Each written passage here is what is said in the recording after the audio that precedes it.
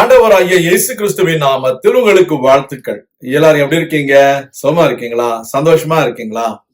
இந்த நாளிலும் ஆண்டவர் கொடுக்கிற ஆசீர்வாதமான வார்த்தை எசேக்கியேல் 36ஆம் அதிகாரம் 30வது வசனம். எசேக்கியேல் சாப்டர் 36 verse 30.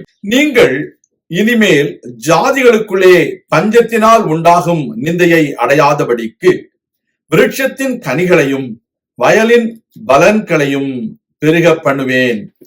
அருமையான தேவனுடைய பிள்ளைகளே, நம்முடைய வாழ்க்கையில் இனிமேல் பஞ்சம் இல்லாதபடிக்கு கர்த்தர் எல்லாவற்றையும் பெருக பண்ணுவேன் என்று சொல்கிறார். The Lord God promises that He will increase the fruit of the trees and He will bless the yield of the field in your life. There are times we may go into famine because of uncleanliness, because we have something that God doesn't like in our life, because of God's justice, because of God's righteousness. God is not able to bless us. That is the reason there are times we come across famine and drought in our life.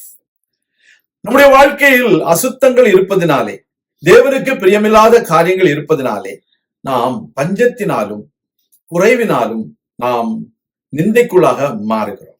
ஆனால் கர்த்தர் சொல்கிறார், உங்களுடைய விருட்சத்தின் கனிகளையும் violin பலனையும் நான் பெருக பண்ணுவேன், அதன் மூலமாக உங்களுடைய நிந்தையை அகற்றுவேன் என்று சொல்கிறார்.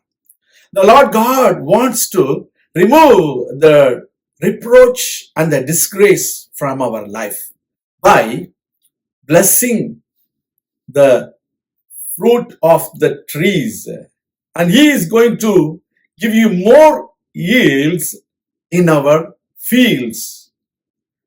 நம்முடைய வாழ்க்கையில வீட்டில் உள்ள காரியங்களிலும் வெளியில் உள்ள காரியங்களிலும் கர்த்தர் பலனை தருவார். விருட்சங்கள் பொதுவாக வீட்டுக்குள்ளே நம்ம வைக்கிறோம். வீட்டை சுற்றிலும் ஒரு தோட்டம் வைத்து அதற்குள்ளே வைக்கிறோம். வயல் என்பது வெளியிலே தூர இடத்துல நாம் பெரிய பெரிய பயிர் வகைகளை நாம் அங்கே பயிரிடுகிறோம். இந்த வேளையில் ஆண்டவர் சொல்கிறார், வீட்டிலையும் உங்கள் கையின் பிரயாசங்களை ஆசீர்வதிப்பேன், வெளியில வேலை ஸ்தலத்திலையும் உங்களுடைய கையின் பிரயாசங்களை ஆசீர்வதிப்பேன். The Lord God wants to bless your home. Whatever you do at home, God is going to bless you.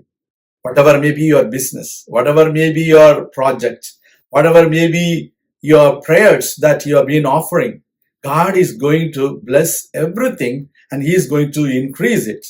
And also, He is going to bless everything what you do outside in the field, in another country maybe, in another offices maybe. Maybe it is in a different place where you are doing some business. Whatever it may be, God wants to increase the yield of the field. That is the promise of God. கர்த்தர் உங்களிடத்துல சொல்கிறார், உங்களுக்கு நான் விருட்சத்தின் கனிகளையும் violin பலனையும் பெருக பண்ணுவேன், பெருக பண்ணுவேன். God is going to increase you. Even during the time of drought, Isaac, he sowed and God blessed everything he was doing. பஞ்சகாலத்துல ஈசாக்கு விதை விதைத்தான். கர்த்தர் அவனுடைய வாழ்க்கையில 100 மடங்கு ஆசீர்வாதத்தை கொடுத்தான். உங்களுக்கும் அப்படியே செய்வார். நாம் ஜெபிக்கலாம்.